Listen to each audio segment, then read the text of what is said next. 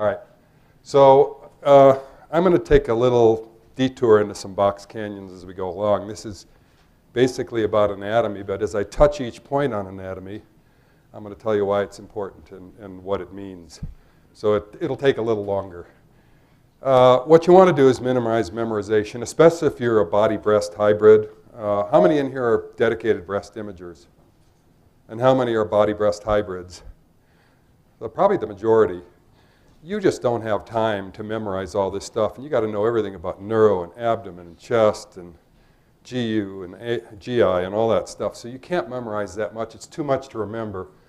So it really would be helpful for you just to learn the basics of anatomy. You learn where breast cancer starts and how it spreads within the breast, and then just figure it out.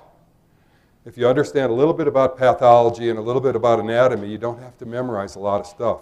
Memorize the anatomy, memorize the few basics of pathology, and then figure it out.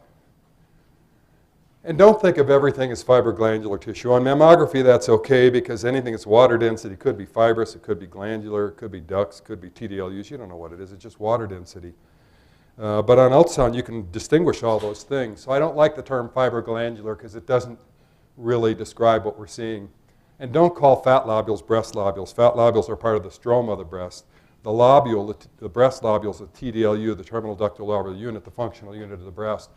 And then think of specific anatomic structures: ducts, TDLUs, fat lobules, interlobular stromal fibrous tissue, loose periductal and intralobular stromal tissue, Cooper's ligaments and septae, and anterior, posterior, and superficial mammary fascia.